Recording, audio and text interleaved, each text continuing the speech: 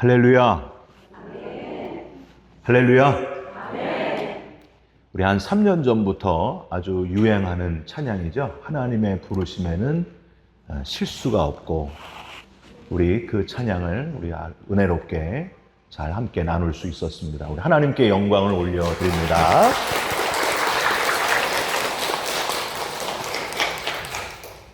가장 최신곡도 하시고 옛날 곡도 하시고 다 섞어서 하시고, 우리 한 2주 전부터는 색소폰을 막 지금 누군가 두 분이 지금 열심히 준비하고 있는데 아마 여러분 깜짝 놀라실 거예요. 우리 특송 원하시는 분들은 우리 음악부장님께 신청하시기를 바랍니다.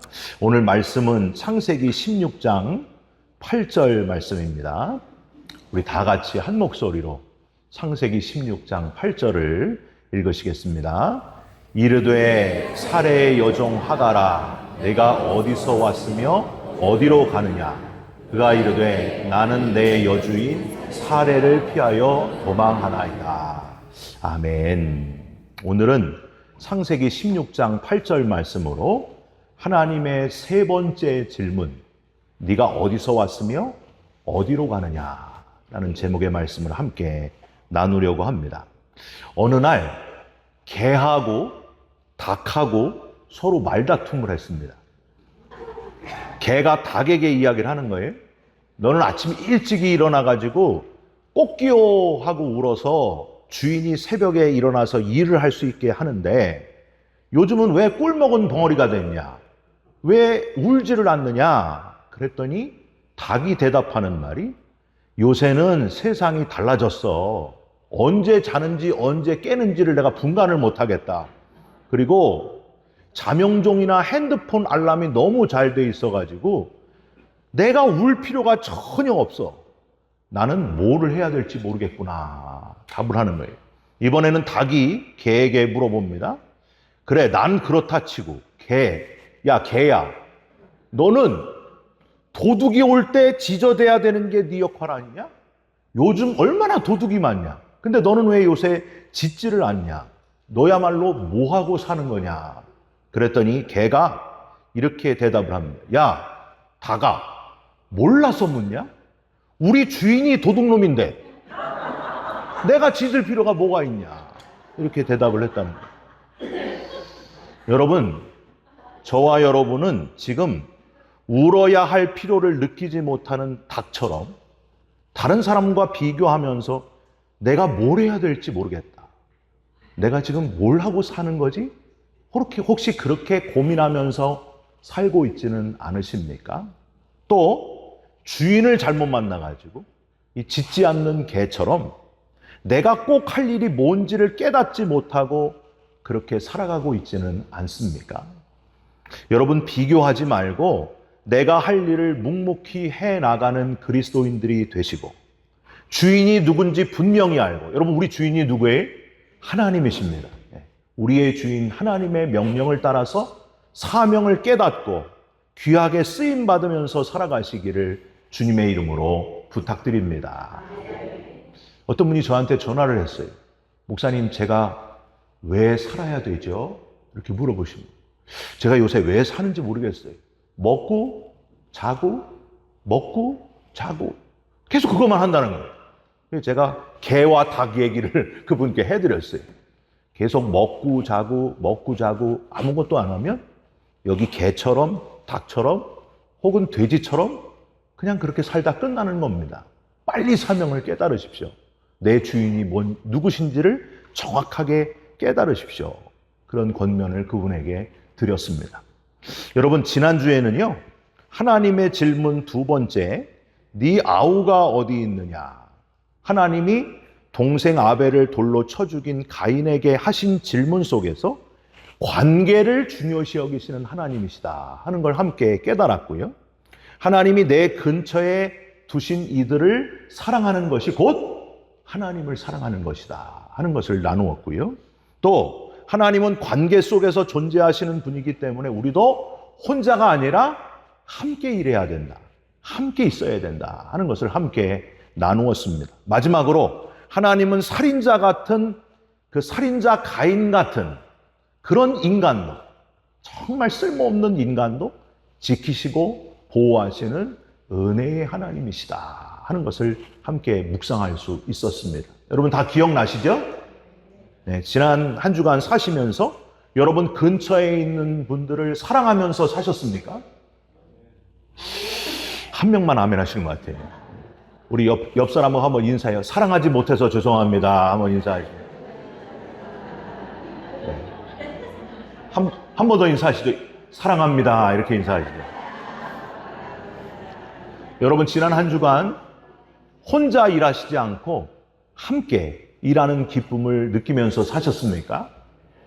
또 나 같은 죄인도 구원하신 하나님의 은혜에 감사하면서 그렇게 살아가셨습니까? 오늘은 하나님의 세 번째 질문, 아브라함에게 아들 이스마엘을 낳아준 사레의 여종 하갈에게 하신 질문을 함께 나누려고 합니다. 네가 어디서 왔으며 어디로 가느냐? 우선 이 하갈은요, 이름 뜻이 도망간다는 뜻이에요.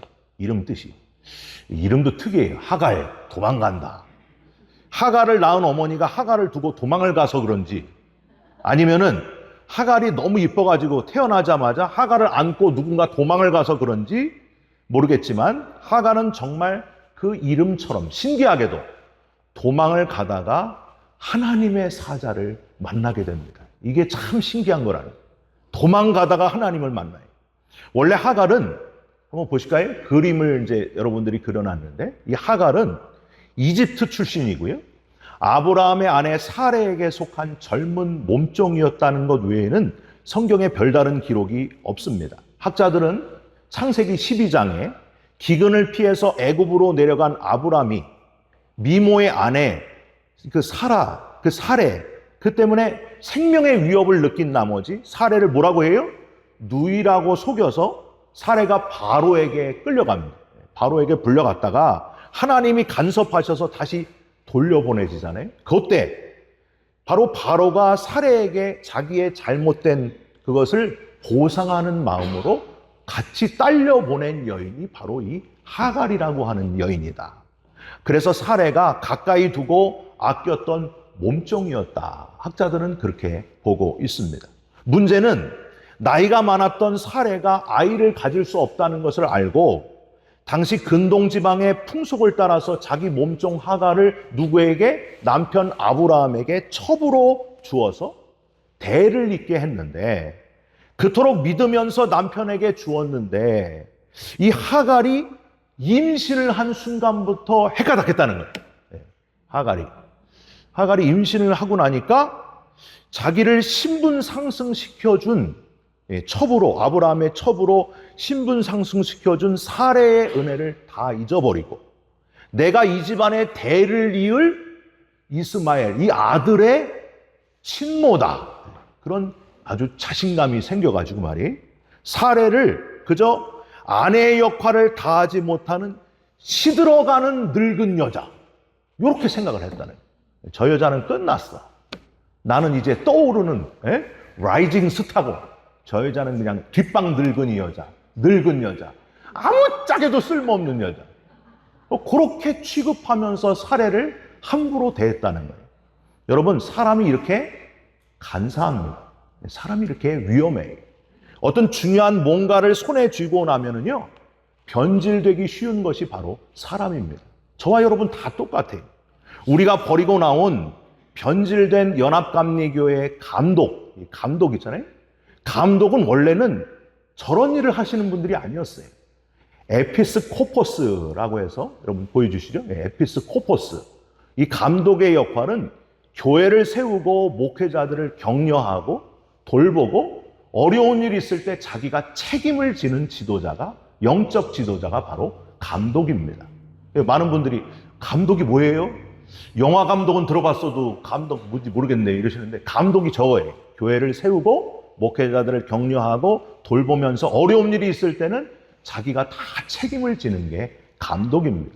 그런데 어느 날부터 이 감리교 감독이 종신제가 되면서 문제가 시작됩니다. 여러분, 종신제가 뭐예요? 끝까지 죽을 때까지 하는 거예요. 전 세계에서 종신제인 거는 딱 하나밖에 없어요. 북한의 김정은. 그런데 왜 감리교에서 이게 종신제 감독이 되면서 변질이 되는 거예요. 이게 참 심각한 겁니다. 책임지고 돌보면서 격려하는 영적 지도자가 아니라 자기의 뜻과 다르면은 협박하고 조종하고 고통을 주고 파면까지 시켜버리는 그런 감독이 되고 말았다는 거예요. 그렇게 변질되었는데도 자기가 뭐가 잘못됐는지를 몰라요. 에피스코포스가 아니라 패고 코핀하고 잘라버리는 이상한 역할을 지금 하고 있다는 거예요. 여러분, 그게 우리 인간입니다. 뭔가 중요한 걸 쥐게 되고 뭔가 하여튼 굉장한 자리를 얻게 되면 인간은 대부분 다 변질되기 쉽다는 거예요. 하갈은 임신만 하면은 이제 내 모든 미래가 꽃길이겠구나 그렇게 생각을 했어요. 그런데 아브라함이 하갈을 지켜줬어요? 안 지켜줬어요? 안 지켜주는 거예요. 사레에게 뭐라고 하냐면 당신 원하는 대로 해. 그랬더니 사레가 이제 막 너무 그동안 당한 게 너무 화가 나가지고 참는 게 화가 나가지고 이제 하갈을 핍박하려고 하는데 이 하갈이 그걸 딱 깨닫고 정신없이 막 도망을 가는 거예요. 무거운 임신한 몸을 이끌고 사막으로 도망을 가기 시작했습니다. 도망가다가 지칠 대로 지쳐서 사막의 샘 곁에 앉아서 망연자실하고 있었습니다.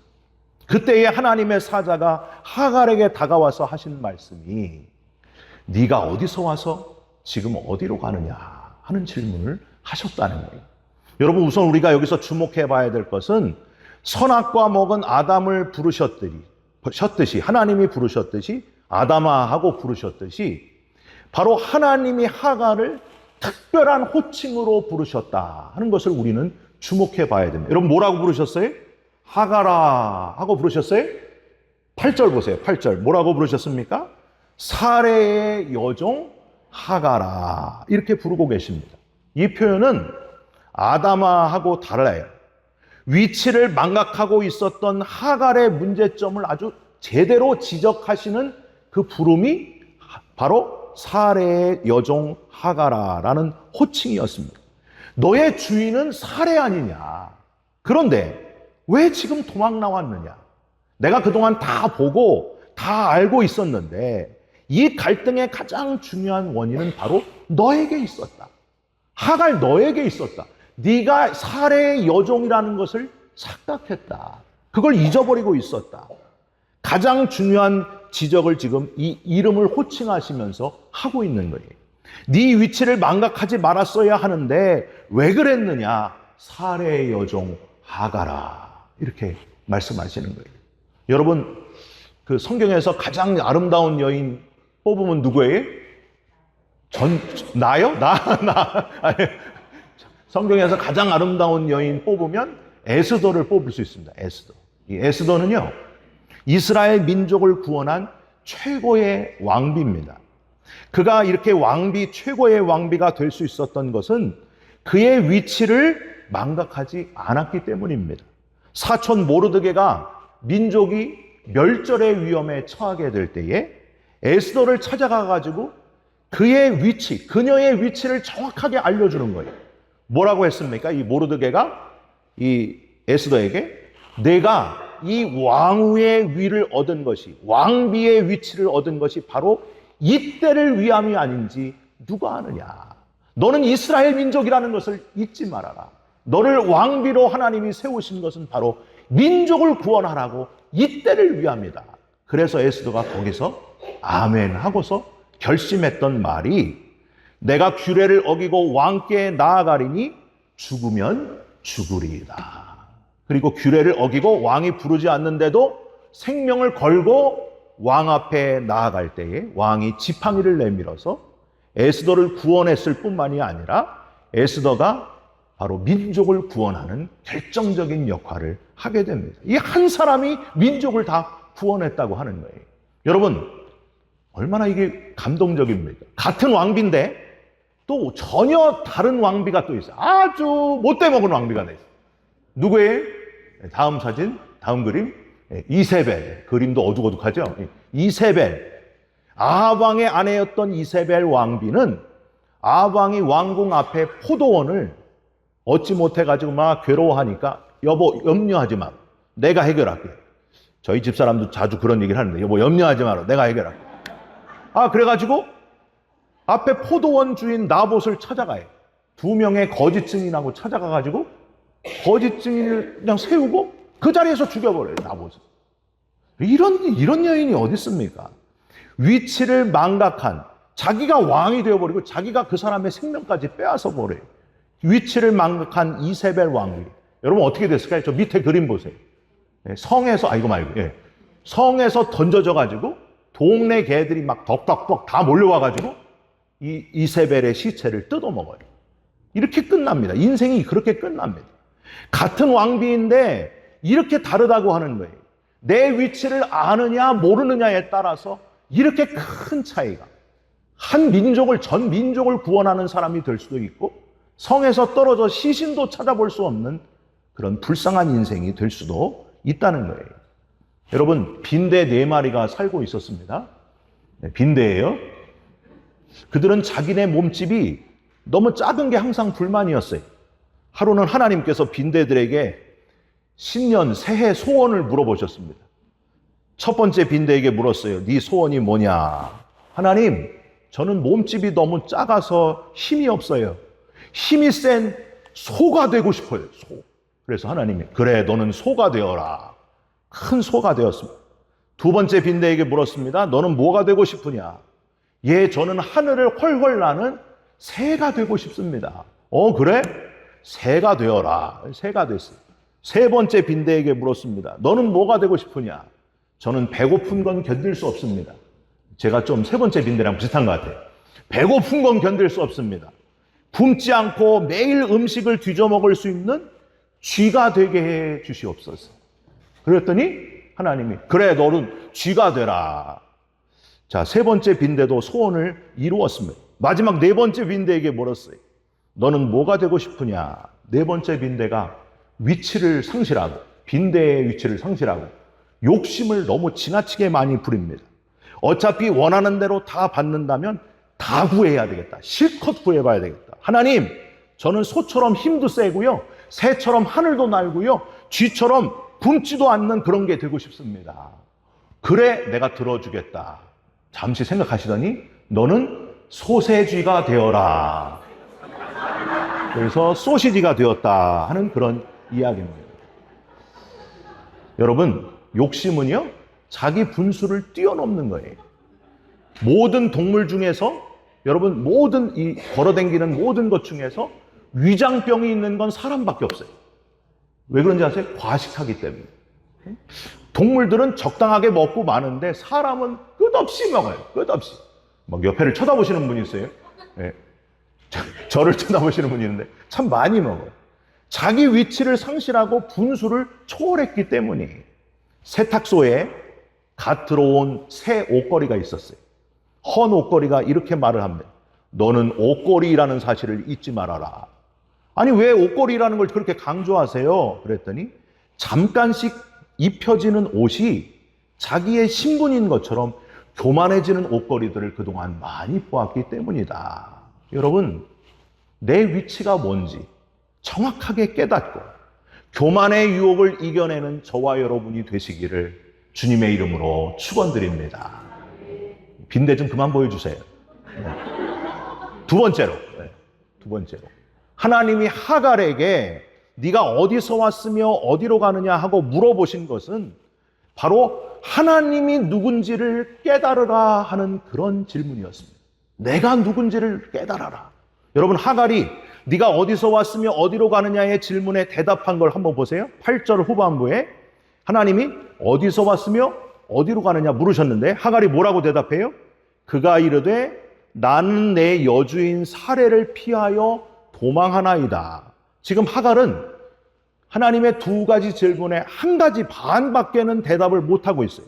어디서 왔는지는 답을 하는데 어디로 갈지에 대한 대답을 못하고 있습니다. 임신한 몸으로 어디로 간들, 그것도 애굽에서 온 몸종이 여러분 어디로 도망간들 자립하고 살 수 있었겠어요? 요즘은요, 미혼모들도 살 수 있는 곳이 많이 있어요.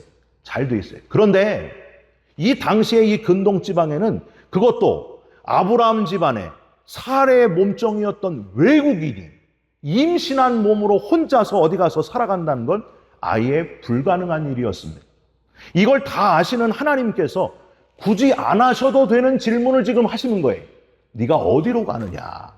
왜 그러셨을까요? 어디로 갈지 장소를 물어보신 게 아니에요. 또 어디를 갈 수 있겠느냐고 책망하시는 것도 아닙니다. 중요한 거, 아가라, 하가라, 네가 어디서 왔는지 내가 알고 네가 어디로 갈지를 내가 아느니라.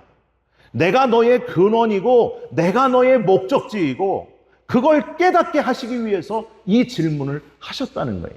네가 어디로 가느냐? 내가 너 하갈이 애굽에서 바로가 보내어 사례의 몸종으로 온 것부터 내가 다 안다. 네가 태어나기 전부터 내가 너를 알고 있었다. 아니, 너뿐만이 아니다. 모든 사람을 내가 이 땅에 지었고 어디로 인생이 걸어가는지 그 최종 목적지를 내가 알고 있다. 넌 그걸 알아야 된다. 그래서 지금 이 질문을 하는 거예요. 네가 그거를 아느냐 하는 확인의 질문이 네가 어디로 가느냐라는 질문이셨습니다. 여러분 인생을 지금 어디로 가고 계십니까? 여러분 어떻게 살아가고 있습니까? 우리 인생의 목적지가 확실히 보이십니까? 우리 인생의 목적지는 하나님 품인 것을 잊지 마시기를 주님의 이름으로 축원드립니다. 하나님은 9절에 내 여주인에게로 돌아가서 복종하라 말씀하시고 10절에 어디로 가는지 모든 인생의 목적지를 아시는 하나님께서 뭐라고 하시냐면 네가 아들을 낳을 건데 내 씨를 크게 번성하게 해주겠다. 염려하지 말아라 하가라. 11절 하갈이 아들을 낳을 것인데 이름까지 정해주세요. 아들을 이름을 뭐라고요? 이스마엘이라 하라 하고 말씀하십니다. 결국 바로 이 순간에 하갈은 하나님이 누구신지를 깨닫게 됩니다. 그러면서 특별한 고백을 해요. 13절 하갈이 자기에게 이르신 여호와의 이름을 나를 살피시는 하나님이라 하였으니 이는 내가 어떻게 여기서 나를 살피시는 하나님을 배웠는고. 그동안은 사레에게서 들은 하나님, 아브라함에게서 들은 하나님으로만 알고 있다가 하갈이 비로소 이 사막에 이 아무것도 없는 이 순간에 하나님의 사자를 통해서 하나님이 누구신지를 깨닫는 순간이 바로 이 순간이었다는 거예요. 하나님을 어떻게 깨달았다고요? 나를 살피시는 하나님. 할렐루야. 내가 이 아무것도 아닌 애굽에서 몸종으로 팔려온 나를 외롭고 쓸쓸하고 혼자 있는 것 같고 아무것도 아닌 임신만 하면은 뭐든지 다 될 줄 알았는데 정말 핍박만 받는 나를, 이 외로운 나를 돌보시고 지키시고 직접 오셔서 이렇게 말씀하시는 하나님, 나를 살피시는 하나님. 여기서 하갈은 울며 불며 하나님 앞에 감사의 기도를 드리게 되었다는 거예요. 그리고 나서 사레에게 돌아가게 되었다 하는 겁니다. 여러분, 하나님이 저와 여러분을 살피시는 하나님이신 것을 잊지 마시기를 주님의 이름으로 부탁드립니다. 아담이 죄를 범한 다음에 하나님이 아담에게 선고를 하셔요. 창세기 3장 19절 뒤편에 너는 흙이니 흙으로 돌아갈 것이니라. 아담이 어디서 왔는지 어디로 가는지 아는 분만 하실 수 있는 말씀입니다. 너는 흙에서 왔다, 흙으로 돌아갈 것이다. 그러나 너의 영혼은 나와 함께 있다. 바로 그 말씀을 하시는 거예요. 여러분, 동방의 의인이자 최고의 부자였던 누굴까요? 욥. 이 욥은 오직 하나님만이 우리가 어디서 왔으며 어디로 가고 있는지를 알고 계시다는 걸 깨달은 사람이 바로 이 욥이었습니다. 그래서 모든 재산을 잃고 자녀 10명도 다 죽어버리고 또 본인 몸에 병이 나가지고 기와로 다 몸을 박박 긁고 있는데 아내가 뭐라 그래요? 자기 아내가, 이 와이프가 중요해요. 와이프가 막 남편이 고통 겪고 있으면은 막 힘을 내라고 하고 주물러주고 막 긁어주고 막 이래야 되잖아요. 뭐라고 하냐면 하나님을 저주하고 죽어라, 이렇게 얘기를 해요. 이게 와이프입니까 이게, 여러분? 그런데 욥기서 1장 21절에 욥이 뭐라 그래요? 유명한 고백을 하죠. 같이 한번 읽어보겠습니다. 욥기서 1장 21절 내가 모태에서 알몸으로 나왔사온즉 또한 알몸이 그리로 돌아가올지라. 주시니도 여호와시오 거두시니도 여호와시오니 여호와의 이름이 찬송을 받으실지니이다. 할렐루야. 여러분, 보통 사람 같았으면 이 고백을 못했어요. 집에 재산 다 날라갔죠. 10명 자녀 다 죽었죠. 자기 몸에 병이 들었죠. 여러분, 보통 사람 같았으면 뭐라 그랬을까요? 으악! 했을 거 아니? 욕하고 막 그랬을 거 아니? 근데 이 욥은 옆에서 부인은 하나님 욕하고 죽어라 하는데도 끝까지 왜 이렇게 자기의 신실함을 지키느냐? 인생이 어디서 와서 무엇 하고 살다가 어디로 가는지를 분명히 알고 있었기 때문입니다. 주시니도 여호와시고 거두시니도 여호와시니 시작과 끝이 하나님께 있음을 욥은 정확하게 알고 있었다는 거예요.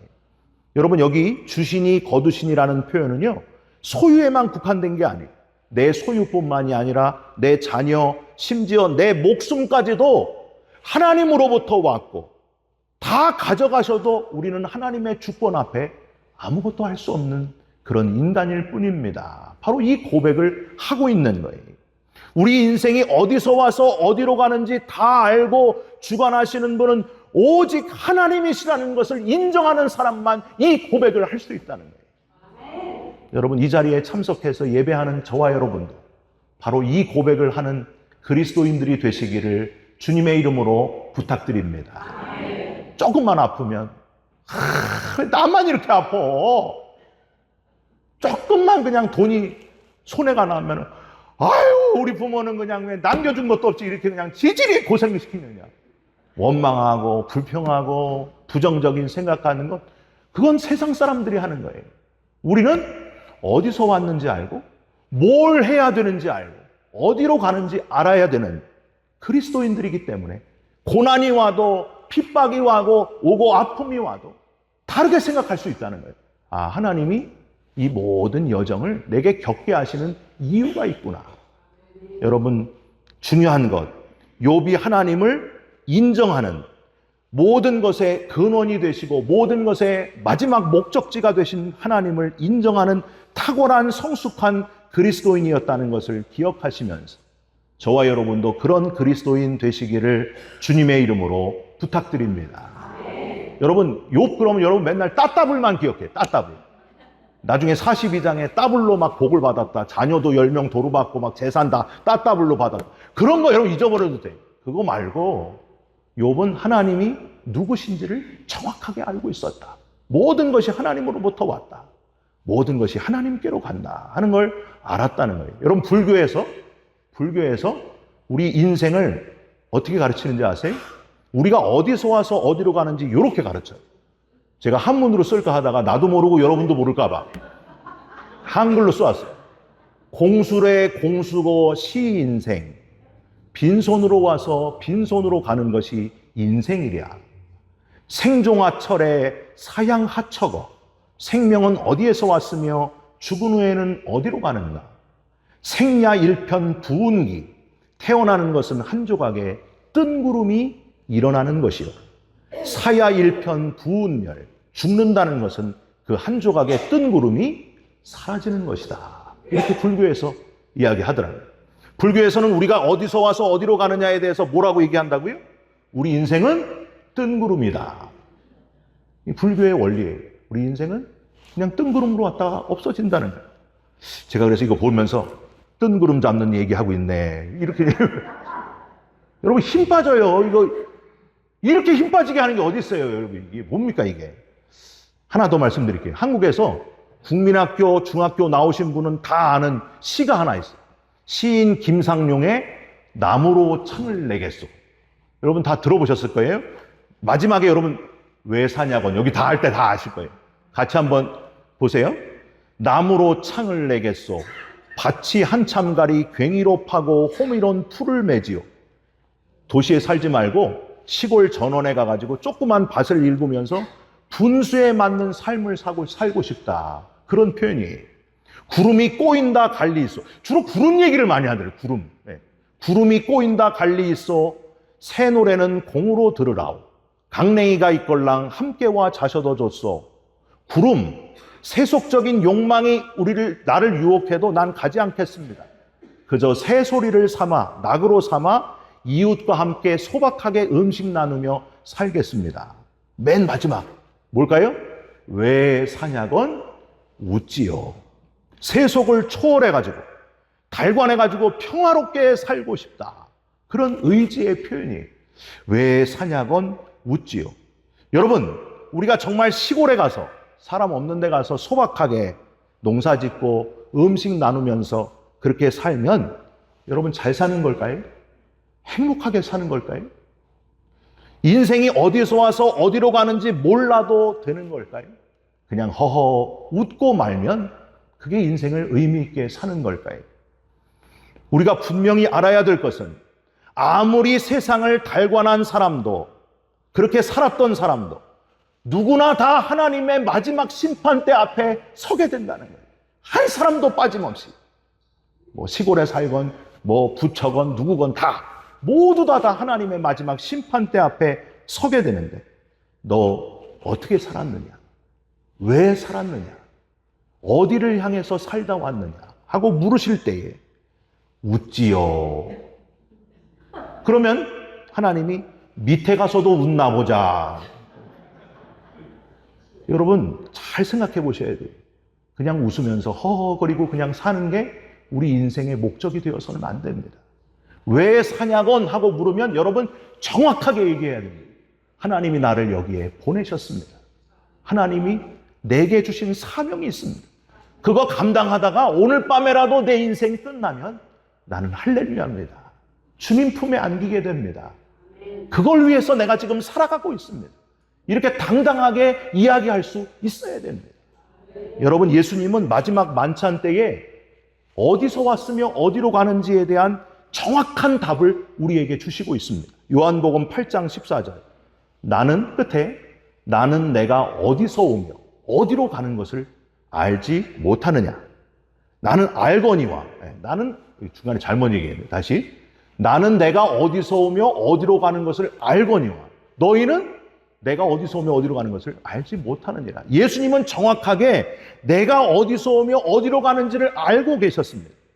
세상 사람들이 누구도 답하지 못하는 답을 알고 계시는 예수님, 요한복음 13장 3절에 또 한 번 예수님이 뭐라고 하시냐면 어디서 오며 어디로 가는지 알고 계시는 분이라는 것을 말씀하십니다. 맨 저녁 먹는 중에 예수는 아버지께서 모든 것을 자기 손에 맡기신 것과 또 자기가 하나님께로부터 오셨다가 하나님께로 돌아갈 것을 아셨다 그랬습니다. 여러분, 아는 사람 따라가야 돼요? 모르는 사람 따라가야 돼요? 모르는 사람 따라가면 엉뚱한 데 가요. 엉뚱한 데 가요. 아는 사람 따라가야 돼요. 우리 인생이 어디서 와서 어디로 가는지 아시는 분은 오직 한 분, 예수 그리스도. 그분의 십자가를 따라가는 저와 여러분들이 되시기를, 여러분 어디서 와서 어디로 가십니까? 하고 물어보실 때에 당당하게 답할 수 있는, 오직 예수라고 답할 수 있는 저와 여러분들이 되시기를 주님의 이름으로 축원드립니다. 우리 같이 찬양했으면 좋겠습니다. 주님 다시 오실 때까지 나는 이 길을 가겠습니다. 사명 붙들고 가겠습니다. 하나님을 향하여 가겠습니다. 우리 같이 찬양하겠습니다. 주님 다시 오실 때까지, 주님 다시 오실 때까지 나는 이 길을 가리라.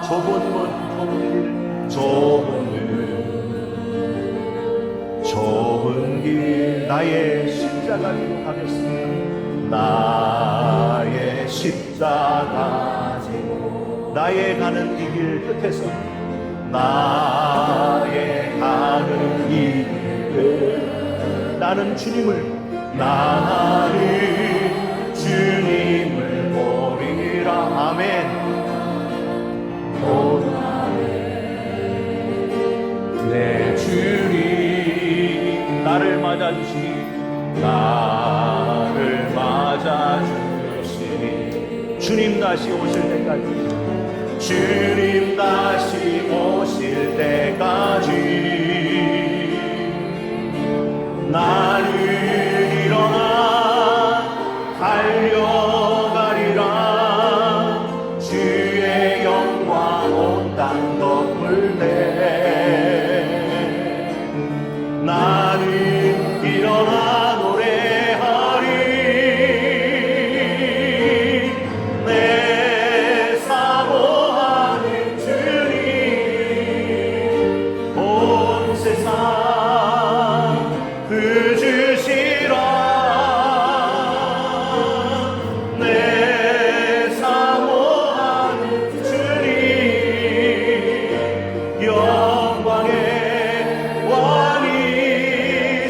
할렐루야. 내 사모하는 주님, 내 사모하는 주님, 온 세상 구주시라, 온 세상 구주시라. 아멘. 내 사모하는 주님, 영광의 왕이시라.